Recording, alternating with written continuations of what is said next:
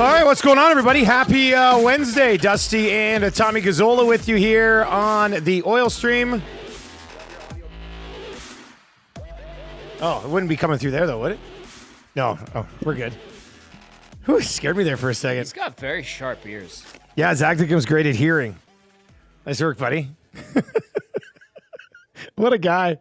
What a guy. Right. The oil stream is brought to you by Boston Pizza. Today is a patio day at Boston Pizza if you've ever seen one. Everybody always talks about patio drinks.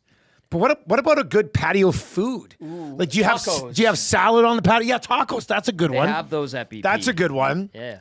I've always had a thing. It makes it sound like I have a crush, but I've always had a thing on Caesar salads at Boston Pizza. With chicken? I could see myself doing a double chicken Caesar salad on a patio.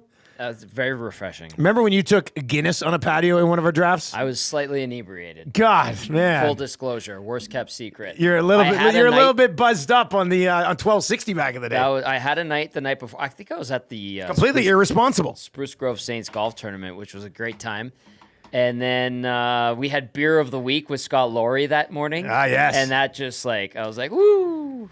And you just kept rolling on it. Yeah, it was a good time. Memorable. JJ says burger and a salad. I mean, that's definitely something that you can also get at Boston Pizza, all Boston Pizza locations. Those patios, though, they're going to be absolutely packed for about the next 10 days. Great patio business. Mm-hmm. Go get yourself one of my choices of beverage until they get the 6 o'clock or lager available at Boston Pizzas. I always go for the blue/Belgian Moon. Huge blue moon. I even like the orange, and I put it in. I dip it in. I like to squeeze it. I push it. You push it? I push it in. You like that in there? You know what I like to do? I like to set it up so that the orange gets jammed into a spot where all the beer below it has to filter through the orange. It's like an orange to come into filter. The glass. Yeah, it's real nice. However you like it. That's all that matters. Available at all Boston Pizza locations. Patios, man. That's the way to go. Whoa. What? Jody says the BP in Bonneville does not have a patio. Sigh. What are you talking about? Right, Why would you have a Boston Pizza without a patio? That doesn't make any sense. Penner's Pancake says patio food is usually lighter, like chicken bites with salad or some good wings. Like I could easily sit back and just pick at some Thai chicken bites while having a beer. Oh, I'll have another one. I'll just have one more. I might even have some of those crunchy noodles that they put on it. Usually I pick around them. No, you're on a patio. You just have them. Those noodles are good. Yeah. Anyway, we're going to be doing a patio show at some point this summer at a yet to be determined Boston Pizza location, and it should end up being should be a pretty fun time. I'm looking forward to it. Our BP's experiences have always been great, and the Nasties show up, which is awesome. Yeah, it's usually a good time meeting people, seeing people. It's a good time. All right, if you're watching over on YouTube today, hammer the thumbs up, sub to the channel. We are within striking distance of 9,500 subs. So hammer that up, hammer that for us. If you're not yet subbed to the channel, we would very much appreciate it. We'll dive into some Oilers things. What was it? Draisaitl had a Instagram post. I heard you guys on the Hangout talking about it. Yeah. It's easy. It's nothing. We do want to talk a little bit. Like it's been such an amazing offseason for the Oil. That are we glossing over anything? Like did we miss anything? I saw you put that out there last night. Good responses, but it's stuff that I think we can get to. We have so much time this summer. Exactly. Yeah. There's actually, I can go back and look at that tweet again because there was a bunch of different conversations in there. Very thoughtful, not stupid stuff. Yeah, exactly. Like we're just here for good conversation. And nobody mixing it up or kind of stirring it up just to be donkeys. Valid points. Very thoughtful stuff. Yeah, I appreciate that. Valid points. All right, we're going to start off the top. Zach, are we good to go? Okay.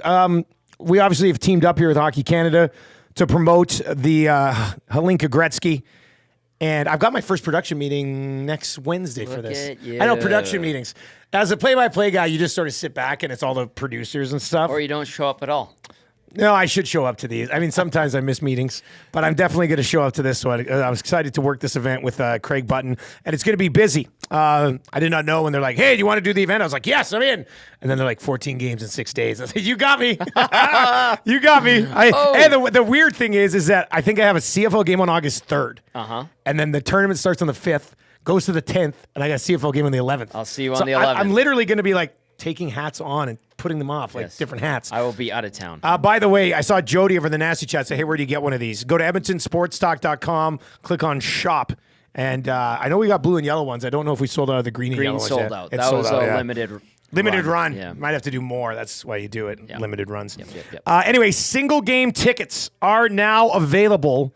You can go to Ticketmaster, or you can just hop on the the website will take you to Ticketmaster anyway, but go to HlinkaGretzkyCup.ca, and you can see the little link right there for single game tickets currently on sale. And, we've got a 7-game pack that we can give away right now. So if you just want to get in, just text Gretzky to 780-218-9999, 780-218-9999. We've got a few more of those 7-game packs to give away. Zach, you pick a winner, email it to me, and I'll make sure I get it over to the fine folks at Hockey Canada. But single game tickets are now available. I know Tam and the kids plan on going to a few of these games as well. Canada opens up against Switzerland on the 5th, and then Slovakia on the 6th. And then Sweden on the 7th. And then it's just boom, placement game, semifinal, quick tournament. Yes. We're going to catch up with the head coach of this club. Also the head coach of the Kelowna Rockets, Kris Mallette, joins us on the show. Chris, we appreciate the time. How you doing, man? I'm doing well, guys. Thanks for having me. Hey, well, I got to start with this. Does it make you feel old when Leon Draisaitl gets engaged, considering you coached him in 14-15? No, that's awesome. It's great to see. We were real fortunate to get him that year, and 10 years later now still watching him dominate in Edmonton is really, really fun, and I keep in contact with him. So anytime I'm around or anytime he's around, we try and catch up. So really, really happy that he's having the success he is. Well, when he came back from you guys after getting the look, he must have been a man on a mission the rest of the season for the Rockets. Yeah, it was pretty impressive. I'd like to say I had something to do with the fact that, the one-timers that he does take down that right side, honest to God, he would take 200 a day. Really? Just working from the blue line all the way down to the goal line every single day, after practice, before practice. He came in, you'd think that he'd have maybe some sort of ego. Boy, was he great for our room. The guys gravitated to him. Took him some time to honestly acclimatize to the league. I'd say a good 10, 15 games. Just guys weren't at his level. But once he did, like you said, it was fun to watch. He was a man amongst boys. We were one shot away from the Memorial Cup. And, to be a Memorial Cup MVP on a losing team speaks volumes for the impact that he did have for our group. You've had an opportunity to work with this team in the past already, an assistant coach with last year's group. How nice is that to just, and I know Hockey Canada does this with developing coaches along the way, but it's got to be nice, head coach U17, I think, for a year, and then the assistant coach U18. It's kind of like what the players go through for coaches as well, though, isn't it? Yeah, very fortunate. I think I've been with Hockey Canada now. I started 2016, was my first taste as a guest coach at the U18 level.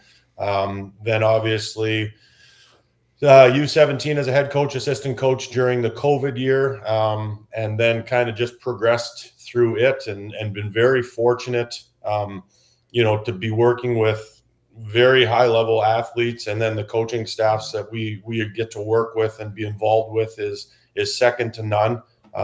And it's a group of guys that we have brought up together. So you're very familiar with the guys that are able to stick in the program. My two assistant coaches that I'll have with me, Ryan Uland and Gordy Dwyer, haven't worked directly with them, but we've worked competitions where we've been in the same area. So familiarity is good. And us as a staff being fortunate enough to get up and through it in these high profile situations is awesome. I mean, you're coaching the best of the best against the best, and you're representing your country. It was something I couldn't do as a player. Really fortunate to be able to do it as a coach. Chris, like you said, and Dusty alluded to it, I mean, there's going to be a lot of games in a short period of time for him as a broadcaster, but as well for a coach, not as much, but very important days and certainly concentrated. So from your experiences, having some groundwork already been laid with some of these guys and being in the system already with Hockey Canada, how do you bring the group together really quickly and have them on the same page in a short couple weeks of a span here?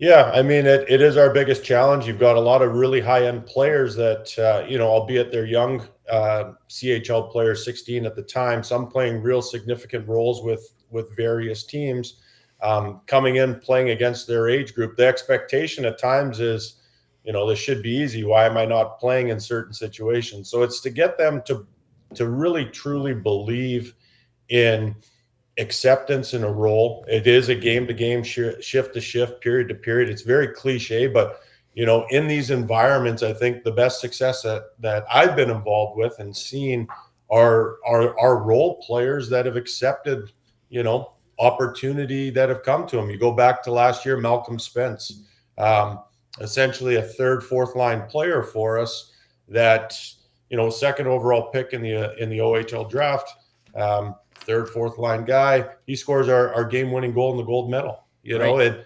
It's getting them to believe it. Everybody says, I'll do whatever it takes until they actually have to do whatever it takes.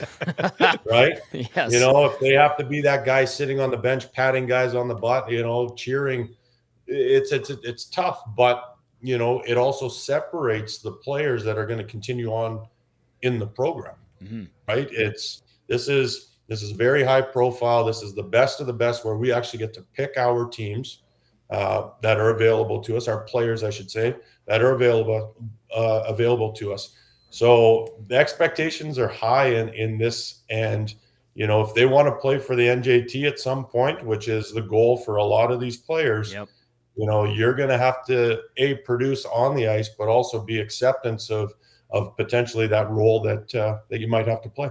Getting that buy-in, obviously important. And again, reiterating how quick of a tournament this is, do you go X's and O's heavy? Do you have a system in place? How much do you just kind of let those guys go out and do their thing? And how much do you try to pull back, rein them in, and be like, boys, you got to remember this system, third liners, fourth liners, this is your role. What's the balance like for you in handling that element of the game? Again, I think that, it'll be a bit of time to get what the sense of what our group is going to be like. But I mean, they're very high end. They understand the game. I think for us, we're going to have some habits, some details that we want to really focus on. But I think Canadian hockey in general is aggressive. I think it's physical. It's, when push comes to shove, it's a group that the skill will come through, but that extra level of compete is what separates us as a country. So we're gonna have parameters for sure, right, but right. We're definitely not going to overload them. This happens so quick: 3 games, 3 days, day off, semifinal, final. Yeah. We essentially have, I think, 6 or 7 hours of practice. So we'll be strategic with how that looks. But, as much as the on ice will take care of itself, the off ice, getting them acclimatized and comfortable with each other and as close as they can be, as quick as possible, is what's also brought us some success in previous tournaments for me. What's the process like with selection camp? How many guys? You got about 40 guys, 41 guys coming into selection camp. And I mean, I'm sure as a coach, we all play it just in like our imaginary leagues and things that we're in. Like, you have an idea of sort of how it will come together, but how much gets determined actually in evaluation camp? Well, so to go back to my 2 years, we had a selection camp 2 years ago when we played in Red Deer with the 05 age group. But last year, we picked our team via video, which was a really interesting dynamic. So leading into the tournament, the coaching staff and management, would watch 2 or 3 games of 2 players per week. We talk about it, and that's how we picked it. But the selection process right now, we have a good idea of what type of, what our makeup looks like. But it'll be fun to see the maturation that these guys had from the end of the season to now with their own age group.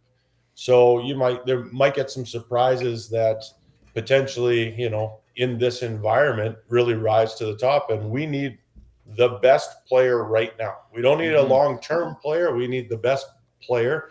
And the scouting staff that Hockey Canada has, the homework that they do, the scouts that they've got they've got a real good read on these guys. But again, once we get into this environment, we've only got 3 days to pick our team. So these players can't dip their toes. They got to get right after it right away and hopefully, show us something that separates them. Kris Mallette joining us now, head coach of Team Canada at the Hlinka Gretzky Cup coming up in early August here in Edmonton. You got 4 goaltenders that are coming into camp. How are we looking in goal as a nation, Kris, and then specifically for this tournament? Because that's what we're talking about nowadays is, are we as a nation in hockey developing goaltenders? What do you have with your group? And then what can you say about goaltenders, Canadian ones, kind of making their way through major junior now? Well, it's a loaded question. I know. I apologize, but you're the right guy to ask about this. Yeah. No, I mean, we've got, honestly, I can't say with this age group, I'm not overly familiar with the goaltenders. Mm-hmm. I've done competitions with the 06, 05. So to speak on the, I guess what Canada looks like in the goaltending situation, you've got obviously Carter George, who played very well, a younger player, Scott Ratzlaff, who was part of it, Carson Bjarnason, and then you've got Josh Ravensburg, kind of came out of nowhere this year in Prince George and just put up numbers. So that group into the NJT, I think, is very in good hands. Good Right. youth, good veteran leadership that have been a part of it. As our group in the Hlinka, Jack Ivankovic, he played at the World Mississauga goaltender. He was, I guess, the 3rd goaltender, so he got to see and be a part of, the win there. So I think he, at this point, would be a goaltender that, has the experience and played strong throughout the season. So, but I'll be honest, I don't know the other guys. That's why I've got Dan DePalma, the goalie guru out of Kamloops to help out. And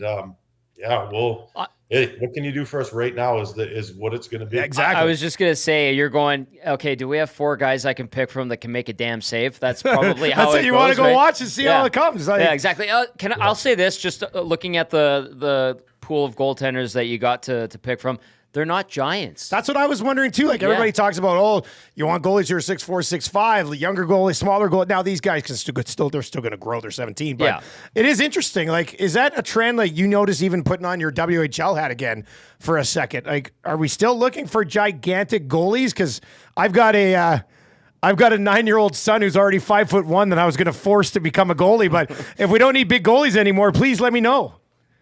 Well, I think you want athletic goaltenders. I think you're seeing, in the NHL, obviously there are some bigger goaltenders that have that component both sides, but you also see some smaller goaltenders, Saros, that are quick and cover the net with their athleticism. So are you trending away from it? That's a really hard question. I think that, you'd love to think that the size in the net doesn't allow for much to shoot at, but then you compound that with, the competitiveness, the athleticism, and just the sheer will on the goaltender side of things that can separate guys. I personally, we've got 2 real big goaltenders here in Kelowna, 6'4", 6'5", 6'6". Jeez. Both really good, but there are some very good goaltenders within our league and the WHL that are small, and they're like cats, and they just compete. So it's what they want right now. The makeup of your back end potentially plays into it, but again, these goaltender questions, it's not my forte. That's why you have a goalie coach. Hey, before we let you go, just one thing. I was doing a little bit of homework diving into your history bit. And the thing that kind of caught my eye a little bit was coaching in the KIJHL, because I grew up just outside of Kimberley. So I grew up going to Dynamiters games, and it was a big thing for me back then. So you would have been coaching against the Kimberley Dynamiters when you first got going?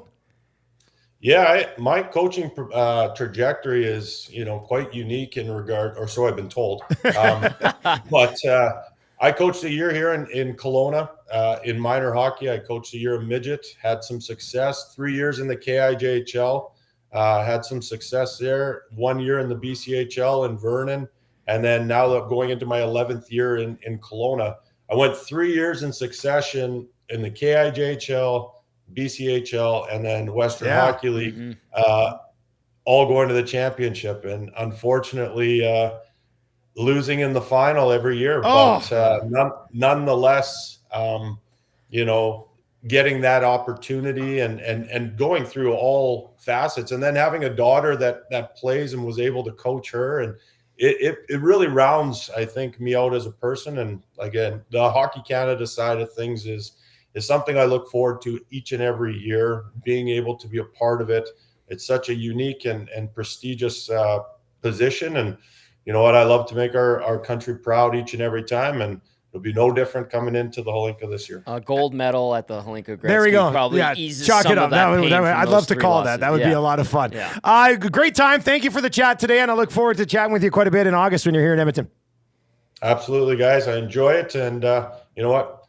Go Oilers. There we go. I was sneaking that in. I like it. Winning over the crowd here. Not that you weren't going to cheer for Canada before, but come on, it worked out pretty well. This is a smart man. Worked out pretty well. That is a smart. That was a good chat, actually. That was. Chris was great. Yeah, that was we could have gone for an hour. I didn't want to keep him for an hour, but I wanted to know more about goalies. I'm glad you brought up the goalie thing, because I was looking at it and I was like, man, should I ask him about all these small goalies that they got on the roster? But I think it's fair to ask. And listen, that's.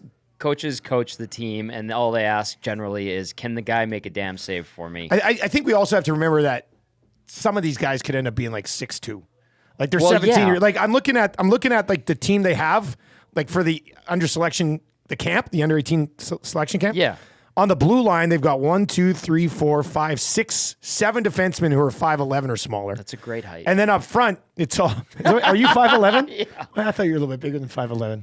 No, sorry, man. I wish. But then if you look up front, like more than half of their forwards are less than 6 feet tall. So they're a bunch of kids who are still going to grow. They're going to grow. They're 16, right. 17 years old. Yes. Yeah. They'll be giants. Like Chris was saying, he's got goalies that are 6'4", 6'5", 6'6" in Kelowna. That's a good problem to have. But I'm curious because the goaltenders, Lucas Beckman, 6'1". Again, this is an 07, so these are younger guys. Jack Ivankovic, like he was talking about, 5'10", and then William Lassell, 6 feet, and then Jaden Nelson, 6 feet right now. Nelson, 208. 6 feet 208, good, He's sturdy, a tank. sturdy. I like that. I didn't know that we got a day off in the middle of the tournament. There you go. That's nice. So it's 3 games, 3 games, 3 games, day off, 3 games, 2 games, 1 game. What would that equal? No. Where's the schedule here? I had the schedule up. You gotta look at the schedule. That's going to be a great 3 time. hockey games in a day, man. Yeah. That's a lot of broadcasting. You're going to be great. Have a lot of tea. They'll have tea for you. I'll be crushing the teas. Yes. Who was it? Was it Vic Router? Amazing pipes, obviously. Legend. I remember when I first started doing Spangler, they're like, one of Vic's tricks to keep his voice good is flat pop. Ew. I know. That's sugar. None of it necessarily makes sense to me, but I mean, I'm pretty sure they told me flat pop. I said, why would anybody want to drink flat pop in general? Buy a pop, open it, and then just let it sit. And then when it got flat, you would drink it. And Mr. DC. what are you doing over there, Zacticum? Well, you could also shake it. You don't have to wait until it naturally What are you talking flattens out. You shake the pop. Get the carbonation. If out? you Yeah. shake pop, it goes flat? Yeah, you shake. You get it like you want, preferably the bottle.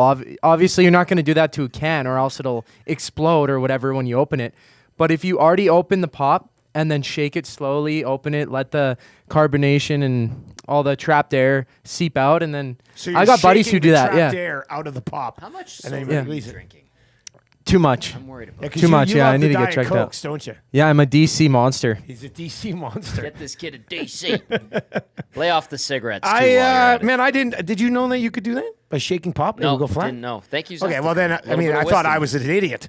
But I guess they're both idiots. We're both. But it makes no sense because you're just drinking sugar, which is bad for. yeah. Hey, it doesn't necessarily make sense, but I'm pretty sure they said he would drink flat pop, which doesn't make a ton of sense for me. I find when I have like a root beer or pop, whatever, soda, my voice gets like it flatter. Like I don't get the resonance because I feel like the sugar coating kind of takes away from the oomph you want to provide in the voice. Jay over in the nasty chat says, I didn't have explaining carbonation to Dusty on the calendar today. Put it on there. Well,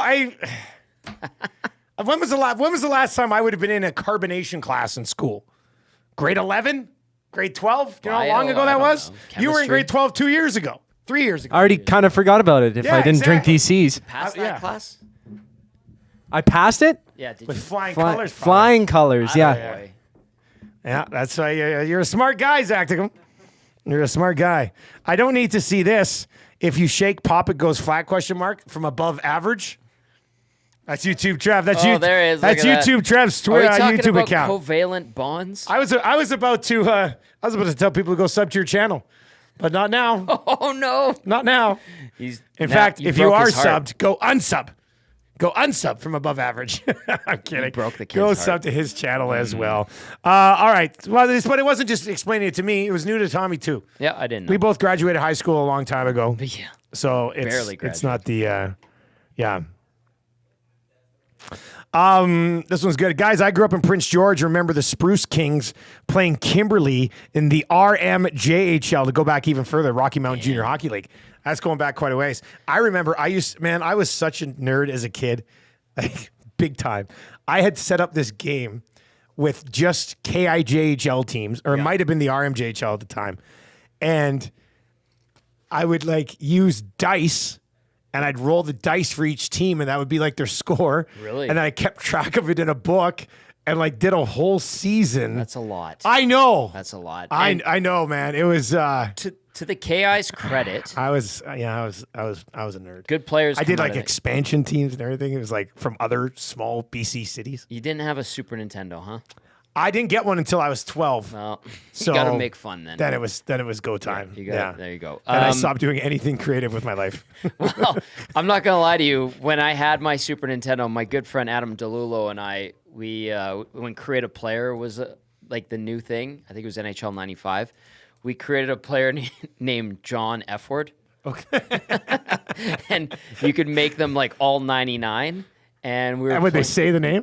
Well, No, when he scored, They would? And I remember we were playing Super Nintendo in the basement, and our big thing was making John F. Word the leading scorer in the NHL. So this was a Same couple months season. ago, or when was this? A couple months ago. And Adam's mom was sitting in the basement just watching us play. And we scored it with John F. Word, and we were like, "Yeah, John F. Word," and we wouldn't say it around his mom. And then she looked at the screen. She just screamed out, "Adam! What the hell's going on?" I just remember her flipping out on us creating a player named John F. Word. All right, it is the oil stream. I'm trying to think of other nerdy things I used to do. That was pretty nerdy. Yeah, I mean that one was really that was not good. Yeah. 10 years old. Yeah, that was 9 years old. Idiots. That's pretty bad, actually. Jay says, you see, Dusty, they dissolve carbon dioxide, aka CO2 gas, into the bottle with the soda. Then when you open it, the pressure releases and you get fizz as the CO2 escapes. Ah. So what you're doing is when you're shaking it, you're releasing the CO2. Yeah, because that's all that process. the carbonation comes from, because How'd it's they built get into it the in there in the molecules or first place? something. I don't know how What's the to make ultimate it. of Huh? shaking? What's How would you get it in there in the first place? If everybody's gonna be geniuses today, tell me that. Tell me how you get it carbonated in the first place. I don't know, but you can use Coke as a cleaner. Yeah, which is why we shouldn't be drinking it. No, it says a lot. Should not be drinking soda. It's just, Duck I Dad mean, drink beer instead. At Boston Pizza on a patio today because it's beautiful. with the sweaty mug. Yeah. Duck Dad says you don't have the Riz if you're dropping the fizz. Isn't Riz something for sex stuff? No, it's charisma. Charisma. Oh yeah, but attracting people. Yeah, like Is what I I have Riz. Oh man, you got Oh, Zacticum is dripping in Riz. Oh, I've never seen anything like that. I'm gonna be quiet now. You probably should. The oil stream is brought to you by Boston Pizza, also brought to you in part by Popeyes Louisiana Kitchen. If you've not yet tried their boneless wings, what are you even doing? Get your life on track. Go by Popeyes, get some boneless wings. You're going to love them. They come in all the same flavors as regular wings. They're a limited time offer until they sell so well that we got to keep them around forever. That's hopefully what ends up happening at Popeyes. Penner's Pancake says, Science with Zacticum coming soon to EST afternoons. Can you imagine the big announcement at the Nasty Bash next Friday is us saying that Zacticum's going to have an afternoon show about science? That would be hilarious. Don't tell them. God, that would be. Oh, you just ruined it. Oh. You ruined the great surprise. You ruined the good surprise. We wasted the. What movie is this from? We wasted the good surprise on you. Home Alone? No. Why would there be a surprise in Home Alone? It was know. horrible. It was miserable. Yeah. Big Daddy. Oh, I never really got into Big Daddy. Like you never watched it once? I watched it, Oh, okay, but it yeah. was I don't know. I had it 'cause on the other day. Didn't he, like the way he knocked the girl up was after the '93 World Series? Yes, at Joe the Carter's Sky home run. Dome. Yeah. I remember that one. I liked Wedding Singer. I didn't get into Little Nicky either. I liked Little Nicky was. There was some really funny parts in Little Nicky. The Longest Yard was great. I was watching Hustle last night again. Hustle? I threw on Hustle while I was doing some work last night. That's the basketball one with Sandler. Right. Great movie. I was watching actually on Netflix. I saw The Cobbler, or was it Amazon Prime that he did? And I never saw The Cobbler. Yeah, it was. The story has like meaning to it and everything, but I didn't really like it. It wasn't that good. 780-218-9999. 780-218-9999. Hammer those text messages in. And if you're watching over on YouTube today, sub to the channel. Hammer the thumbs up if you haven't already. We would certainly appreciate that. The Gordfather says, Dusty, that dice game with hockey teams, that wasn't so weird. I, too, was a farm kid who needed to make fun on our own before video games. It's true. Like, living on the farm, it's not like I could just go down the street. The neighbor kid was like 2.5 kilometers away. So what was I supposed to do? So I'd come up with fun games. I'd use hockey cards to play like knee hockey and take the nets off my table hockey game and put them on the kitchen floor, Right. and then do the play-by-play of passing it around. And my parents must have thought I was a freak, but they never stopped me. And it worked out well because now I do play-by-play for a living. Yeah, it worked out very well. It's better than going over to your friend Adams and creating a player in NHL 95 named John F. Word and getting busted by his mom. I still think it's fun. Good. I still think that's a great idea.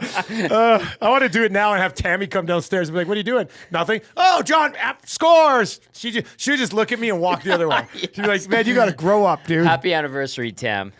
This one's in. It says, I created my own hockey league of Western Canadian and U.S. teams and used to play games in our carport, me and the net. I'm nerdy like you, Dusty. Man, you think that's... I used to do the play-by-play of myself playing in the back pasture. I had a shooter tutor. Yeah. And so I would, I remember I'd have the teams done up. And then, like, I was a big Eric Lindros guy when he first came in. Mm-hmm. And I was a huge Lindros fan, so I'd like do the goal. I'd be like, "Oh, pass this over here, Lindros scores." And then I had a book on top of the net, and I'd go up and I write down who scored the goal and mark the assists. Okay. Swear to God, man. Okay. I had nothing to do on the farm. I understand. Now, I did a whole season one summer. I'm rekindling memories. I didn't do that. We would play street hockey, and I'd be like, "Oh, I'm in net. I'm Bill Ranford or whatever, Yeah. Tom Brass, whatever." But I do remember distinctly having 4 teams that I really liked in the NHL growing up. And I would track them. I had a little notebook, and I would write down their scores every game. Okay, yeah, that's and nice. I would keep tabs on them, and then I'd read the paper every day, and I'd be like, "Oh, so-and-so."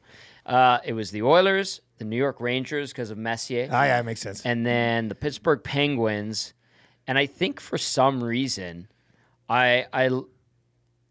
Montreal for whatever reason. Really? They had just won the Cup in 93. Yeah, 93. My dad and my uncles really liked the Habs growing up. So I would follow the Habs.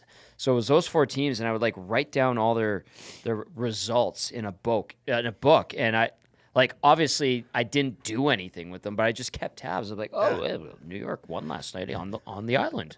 That was a big win. Adam Graves, 1 assist. Yeah, I had full rosters, and I'd be like, oh, wow, this is nice. Michael Renberg had 2 assists today in my game out back with cows in the pasture. Perfect. And I was wearing gumboots. Like, I wish I could just go back in time and look at sad little me out back running around and being like, "Oh, you're not going to change ever. you're just gonna get paid to do this one day." Like, it's so anyway, we all had weird things when we were kids. Yeah. Right. I think that's what good. I really enjoyed? I would get my street hockey net. I think my dad got it from my brother and I before my youngest brother was born, when I was like 4 years old. Yeah. My middle brother was just a baby still, and I had that thing, and it stayed at my parents' place till I think like I was 25, and they finally like, you doing anything with these nets? No. And then they got rid of them. But they were the old metal street hockey nets. Yeah, but not the small metal? Not the small, skinny metal. Yeah. But I loved every summer or two going and getting new netting. Oh, and re-netting it. And re-netting it. And then I finally found like a red spray paint can, and I tried to spray paint it, but I found that it didn't stay on well. So it was just like that faded pink. If you had one of those nets back in the day, you know what color I'm talking about. But the best was getting that new netting, and there was no holes, and it was perfect. And I just love that. And you just make that mesh ripple in the summer. I had a big like white tubing net. It was a higher quality one, which was awesome. But then I had a birthday party one year, and I invited my friends out to the farm to play hockey. We didn't have another net, and my parents were just going to go buy another net for one day. So my mom and I, because I think my dad was busy with work, my mom and I took a bunch of 2x4s, built the frame of a net, and then used baler twine as like the mesh and just tied baler twine tight. Damn. And it lasted for we only needed it for a couple of hours. By the end of the game, the baler twine was starting to get a little loose and stuff, but we got it done. We got it done. That was creative on my mom's part. Yeah. Shout out to her for getting that thing done. Yeah, that was nice. All right, 780-218-9999, 780-218-9999. If you're watching over on YouTube, hammer the thumbs up. Any questions you want to throw in? This is a good one. Penner Pancake says, I was a huge Stéphane Richer fan because he had a howitzer. He did. Yes, he did. And 40 goal scorer. And Richer would hit it. Like, he would hammer that thing on the fly. Like, that was like... You didn't see a lot of the Leon Draisaitl one-timer, Alexander Ovechkin one-timer thing until like Brett Hull kind of came around. Mm-hmm. Prior to that, guys are just flying down the wing and just clapping it. And Richer was one of those guys, man. That was... he did get 50 one year. Richer? I thought he was a 40. He had 50 twice, actually. Jeez. Late 80s? Yeah. With the Habs? 87, 88 with the Habs. And then 89, 90. Yeah, he was legit, man. He was. He was a great goal scorer. Mm-hmm. Great goal scorer. Jody says, doing my student teaching, I created an NHL expansion project for grade 7 social studies, and they loved it.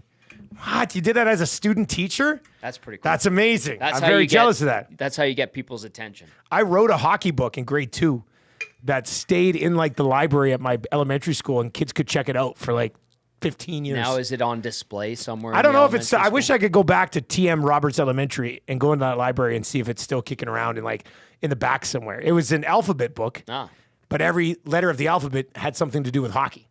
So like G was Gretzky, and then me and my buddy did it. We were pretty proud of that book, and it was cool when you went back in like grade 7 and people were still signing out your book. It's kind of neat. So I guess I am a published author. I didn't even think about that till right now. Amazing. I should get that book and just get it published now and sell it and do an autograph signing somewhere. I don't think there's anything left of me at Father Leo Green Elementary School in Londonderry except for a picture from like 1990 of a kid with a bad bowl cut mullet. I was going to say, did you have a mullet or frosted tips? Mullet. Squinting. Because they would take the school photo on top of the roof. And I'm like front row center in my matching sweatsuit. Eva G put me in. Yeah. Like this. Oh, from the top of the school picture. Yeah, those are always fun pictures. Now they'll never do that. They don't even take class pictures together anymore. Is it a FOIP thing? It's just not like all of at least at Marshall and Muzza school, your class picture that you get is just all their headshots put together on one page. Oh. Yeah, so nobody gets to see that Marshall's a giant. Oh, like it's ridiculous. Like there was always the class photo, and you'd be like, "Do you remember so and so?" No, I was always a back row kid. I loved it. Of course, you I would have been devastated if I had to be a front row kid. Yeah, middle row. Sean over on the inbox at 780-218-9999 says, "Tell me you grew up rural without telling me you grew up rural." Dusty, I'll go first. Pretty much. Pretty much. All right, Tommy, let's talk some Oilers shit. Apologize to everybody in the pod. I mean, it's the middle of the bloody summer here. Yeah. We haven't got to the rankings of importance yet or anything like that. But I threw this out there this morning, and we put it on Twitter last night because we've been talking about so many positives. I feel like maybe we've glossed over if there's still concerns or questions for fans about this roster, because it's been such a great offseason. If Jackson somehow upgrades the CC or Kulak spot and signs Draisaitl to a contract, it's the GOAT of all off seasons in maybe hockey history. Like that'd be an all timer Potentially. But I thought there were some valid concerns that came back yesterday on Twitter. What would be the one, like what have we glossed over in your mind the most, just over because of the excitement of the day that they had in free agency? I was thinking about this on the drive home from here yesterday, and one of the ones was, what if the third line, let's call it, and I was going over the lines that you threw out on Monday, was like, if Dylan Holloway takes a step back, Adam Henrique is slow and ineffective, and Connor Brown is back to being ineffective Connor Brown, then you don't have a third line. What if Corey Perry is old and can't do anything, is nowhere near as good? What if Derek Ryan loses a step because he's in his late 30s now? And they are old. And there's a good chance Matthias Janmark only gets you 8 to 10 points again this upcoming season. Like, what if that happens? And we're going, what the hell happened to this group? I have no real concern about the top two lines. I feel like they should be fine, unless there's injury. Yeah. Obviously. Well, and Arvidsson is injury prone. I mean, I think you almost Absolutely, expect him to miss 10 to 15 games. Yeah, and that's unfortunate, and I think that's kind of indicative of the way he plays, because he's a feisty, smaller player. He's a little pit bull in there, as we know, but that comes with a physical toll. So I'm like, there is a path for this to go bad. And if we're going worst case scenario, it's, well, McDavid and Draisaitl will always do their thing, right? Yeah. If they stay healthy. We think Hyman will probably have a pretty strong year. It's a good point. Like, what's the path for things to fall off the rails? I think it is if those third and fourth lines are atrocious. Yeah. And then the defense, they don't get it sorted out by making a move. If Darnell Nurse has the same type of regular season that he did the postseason, where he was not good. He did not have a good postseason. Now, he had an okay regular season. Was he $9.25 million good? No. But he was okay in the regular season. Playoffs, he's bad. But full stop. We'll just say he was not good. So he needs to be better. What if he's 2024 playoffs Darnell Nurse, but for the 24-25 regular season? That's not good. I mean, that's a good point too. You're right. He was not good in the playoffs. And then what if Philip Broberg doesn't play at the level he did in the postseason as well? Like, so there are some what ifs. There are paths to this going sideways or not being anywhere near as good as people anticipate it to be. Do I think it goes that route? No, I think that's unlikely, but it can.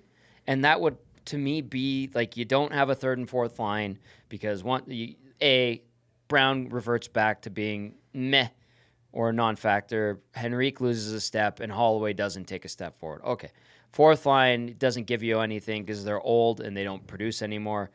That's a path. I think the top two lines will be good.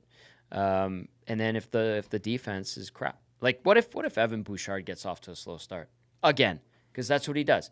What if Matthias Ekholm shows that he's 35 years old and ends up on full display in his play? You have me very nervous about the Oilers right now. Well, but this is the worst case scenario that I'm pointing out. It could happen. Maybe everybody's almost. I don't think it will. They stayed very healthy this year during the regular season. Yeah, can but they repeat that? They didn't start healthy. No, but they played, but they didn't necessarily start healthy. Ryan McLeod missed all of training camp, and that must have been why he sucked for the entire regular season. Well, he wasn't particularly good. He got a little bit better, but anyway, it's just it could go sideways, and if we want to be very upfront about it, that's how I see it going sideways. And then what if your goaltending they're not getting any support in front of them, and they get lit up? Yeah. It happens. Good goalies in the NHL, even the best ones, if they don't have any support from the defense and forwards as a five-man unit in their own zone, you're SOL, especially on second and third chances and rebounds and stuff like that. Penner's Pancake's great. And the message says, Tommy has just put everyone into complete panic mode. we that was the thing. Is the doc says, "Hey Tommy, how about you stop talking like this?" I could. I'll stop. Well, but that's the question we wanted to have. Question, because we all look at it and go, like, with the way everybody's reacted in Edmonton, us included here at Edmonton Sports Talk. Tell your friends, the way everybody's reacted, it's like they're the perfect hockey team of all time. They're a damn good team. They are. They could be a great team. They look like a really good team. Look how close they got to the Stanley Cup final or to winning the Stanley Cup this year, right? And that's the same group, basically enhanced, coming back. Tango says, why can't Tommy be like Tommy Boy and have a positive outlook? Jamie says, WTF, Tommy. Dusty asked me, how can you see this going sideways? I didn't say anything you said. I just asked a question. That's the scenario. I just like, but you I listed don't off think like it's going to happen. You listed off like a dozen things. I know. Can I point to one? Sure. I'm going to point to one. Okay. The one I'll point to is the minor moves on the blue line, because Cody Cece's not going to get any better at this stage of his career. I like Kulak, but he too is not going to get any better at this stage of his career. You hope Darnell Nurse will be better than he was in the playoffs. Yes. At this stage of his career. He should be. But you're either rolling with the same thing or which was fine. They got, like, it's not a bad blue line. We're not saying that. Bouchard's a stud. Ekholm is great. When Nurse is on, he can be good. And the other guys were damn near good enough to win you a Stanley Cup. I think Brett Kulak is an underrated defenseman. Yeah, well, I think now we rate him where he is. Like, I think we respect what Kulak brings to the table. That's now. a good way to describe it. But what you're hoping for here is that Broberg can take a significant step, and that elevates your blue line by moving Cece down to, in all fairness, probably where he should be on a third pair with Kulak. So a lot of if their blue line is better than it was last year, relies on Philip Broberg taking a legitimate step, and Darnell Nurse just being the bounce back from Nurse, D-man. Yeah. Of course, Broberg is going to sign a huge offer sheet with somebody, and you'll never see him again. And then it's going to be, it's been so many positives. If something super negative like that happened, which it's not going to, but if it did, it'd be funny to see how people balance the good and the bad. Because judging we might by just the reaction, all resort to the they're not old. going to handle it well. They can't handle contracts of young guys. They bridge at the wrong time, and then they pay for it. And now this has happened. Like I'll just say it. I miss some of the chaos. I miss some of the chaos. We might get it if things go sideways, like I alluded to. Anyway, it's funny seeing the react. Brett B says, can't believe Tommy Bartholomew Gazzola just said the Oilers are going to finish last next year. The nerve. Stop it, Brett B. James says, guys, I'm all for Nurse Stetcher, Broberg, Cece, if Nurse Broberg isn't working out. But then you're taking Kulak out of your lineup. What? Kulak is a better defenseman than Stetcher. Yes. So I see what you're saying, but you're going to just sit Kulak to play Stetcher all the time? No. I don't think so. No. So, Kulak's an everyday defenseman. Stetcher, I think we've learned, especially with this group, is not right now. It could change, obviously. Did you read that Brett B comment? Did you? I just did. Oh, okay. Sorry, I wasn't paying attention. No, I was okay. figuring out where I was going to go next. I looked at it and thought it was hilarious. Yeah, it is. I didn't even hear you say Bartholomew. I did say Bartholomew. Sorry, everybody. I was looking at James's Nurse Cece one. I don't think the scenario I laid out is going to happen, but that was asked of me from Dusty, and I just said, well. Tyler into Williger texts in and says, Dusty, do us a favor and ejecto Cito, cuz, in Tommy, please. Wouldn't that be great? Tommy's just going off and being like, and then I think this, and I was just like, boop, through the roof. Oh. In ejecto Cito, cuz. Name that movie. I think I know it, Tyler into Williger. I'm going to give you a guess. I feel like here. this is a Pauly Shore movie. No, but that's a good way to look at it. Yeah. It's not a Pauly Shore movie. Cars? Cars in what way? Ejecto, Cito, Cuz. Talk through this. Ejecto, Cito, Cuz. Cuz is like kind of a newer thing. So this is a newer some people movie? would say Cuz. No, it's an older movie. They're still making newer movies of it. Ejecto. I might be completely wrong on this, but I think I'm right. Is this Fast and the Furious? It's one of the Fast and Furious. Oh, there's like 40 of them. Nope, there's not 40 of them. Fast and Furious Tokyo Drift. It was Too Fast, Too Furious. Tyrese. He was driving in the car near the end of the movie, which did feature Eva Mendes, who's one of my all-time favorites. I love Eva Mendes. And she was great in the other guys. The other guy, she was great, and she was great in We Own the Night, too. Oh. Have you seen We Own the Night? I have not. What? Wahlberg, Joaquin Phoenix. Really? Cop show. You got to watch We Own the Night, buddy. Okay, put it on the list. Amazing. Wahlberg gets shot right in the face. Oh, Spoiler alert. But it's in the early part of the movie. does he survive? I'm not telling you. Oh boy. That'd be a jerk thing to say. But I'm pretty sure Tyrese goes, ejecto-ceto, cuz, and then boom, hits it. Oh. So anyway, that's the story there. Tyler Terwilliger, am I right? I'm pretty sure I'm right. Too Fast, Too Furious. Tyrese, about 13 minutes left in the movie. Imagine if you get the exact quote, the time of a quote in a movie. That should be a website. Imagine if you were the guy that created the Fast and Furious series and the money you've made. Oh my God. It's basically like a souped up Gone in 60 Seconds that they've No, done over and over. It's a and ripoff of Point Break. Oh, It's the exact same movie, but instead of surfboards, there's cars. yeah.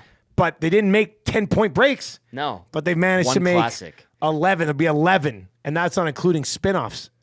It's 9. I'm not even sure technically that includes Tokyo Drift. Would take down. That does include Tokyo Drift. Anyway, I know a lot about Fast and Furious. I've got Fast X on my iPad that I watch on the plane sometimes because it gets you fired up. It gives you this adrenaline rush. I trust You you. really, I wouldn't know. I think you really like that. It's no Ghostbusters too. 780-218. Yeah, see Tyler Terwilliger goes, hell yeah, brother. Yeah, man. right. Nice. That just fires me up when you guess like a pretty obscure movie quote like that. Give me another one. We have nothing else. The show's almost over. Somebody in the nasty chat or on in 780-218-9999. Give me one. Speaking of this, Oh, I thought you were going to give me a quote. I was watching like the best of what's his name from Vegas Vacation, the Changing 500. Yes. Why don't you program in every time, like he says, like changing 100, changing 500? Does he say them all? I don't know if he says 2, 3, 4, but he Yeah. has a couple in there. And then when on the show you hit it, you Yeah, just I mean, hit that's the a great button. idea. And then I think he goes blackjack. He's so good. Wallace I can't Shawn. believe that guy is not on Cameo. I wish he was. He is missing out on so much Cameo cash. How can we get like, in touch with him? There, you know how many lame people are on Cameo? Like I go on there 90% of the time. I don't even know who the person No. is. They're like $40. I'll say, "What's up? Happy birthday to your girlfriend." I was like, "Who are you?" I don't even know. Cousin Eddie goes, well, I haven't seen a beating like that since someone stuck a banana down my pants and let a monkey loose. Yeah. and then Clark Griswold's holding up the $5 chip, and he goes, "What can I get for 500 or $5?" And he goes, "How about this? Buy a bullet and rent a gun." Why don't you just give me the money? I'll take you out in the back and kick you in the nuts. Yeah. Isn't that another one of those lines? You know, we're gonna have to grab that for the show next week. Yeah, There's someone I was watching, it Yeah. just bursted yesterday, and I was Yeah. like, "Why don't we just changing 100, changing 500 from Wallace Shawn?" If he was on Cameo, he would be perfect to do that for us and on the morning show. let's see here. If you can dodge a wrench, you can dodge a ball. I mean, come on. That's guys. a great one. Challenge me. Be excellent to each other. Come on. ELE, everybody love everybody. There's a time to think and a time to act. And this, gentleman, is no time to think. Where's that from? Oh, I don't know. There's a time to think and a time to act. And this, gentleman, is no time to think. Wow, this game got pretty lame quickly. Ocean's 11? You stumped me right away. Ah. Ocean's 11? I don't think it's an Ocean's 11. Zach, did you just look this up? Oh, I thought you were going to look up the quote. I don't know it. There's Don't a know time it. to think and a time to act, and this, gentleman, is no time to think. Well, you win today, Nasty Chat. You've done it again. You got me. Well, that's, it's no John F word, but All right, that's going to do it for the oil stream today. We've got Nielsen Show replay coming up on TuneIn and iHeart and EdmontonSportsTalk.com.